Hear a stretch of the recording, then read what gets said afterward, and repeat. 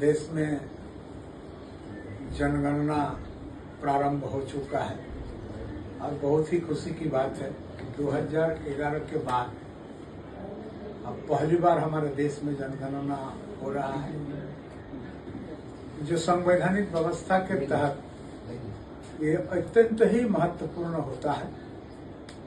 आपने पिछले समय में देश के अंदर में इसी जनगणना को, वोटर लिस्ट को और विभिन्न तरह के विषयों को लेकर के बहुत तरह का वापों का स्थिति आपने देखा।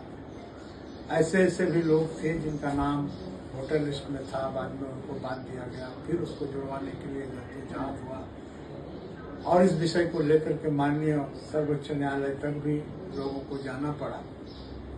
हम लोग अत्यंत खुश हैं कि फिर से 2011 के बाद ये जनगणना प्रारंभ हुआ है।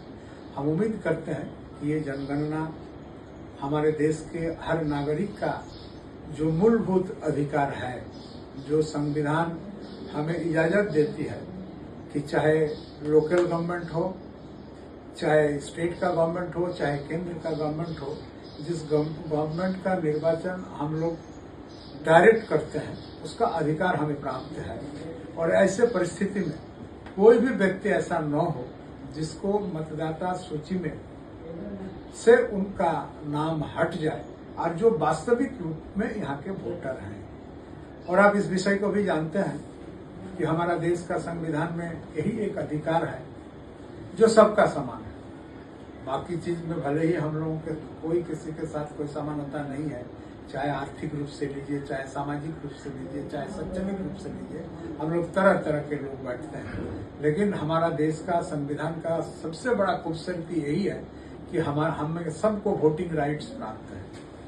इसलिए सही मतदान नाम अगर छूट जाता है तो हम समझते हैं उसका जो मौलिक अधिकार है, उस मौलिक अधिकार से वो वंचित हो जाएंगे और हर तरह का सरकारी काम हो चाहे गैर सरकारी काम हो, सारे कामों से उनको वंचित हो जाना पड़ता है। इसलिए मेरा सारे लोगों से आग्रह है, सारे सामाजिक कार्यकर्ताओं से आग्रह है कि कम से कम मतदाता सूची में मत गणकों के माध्यम से उनको हृदय से सहयोग करते हुए वैसे मतदाता जो सही मतदान करने का अधिकारी है उनका नाम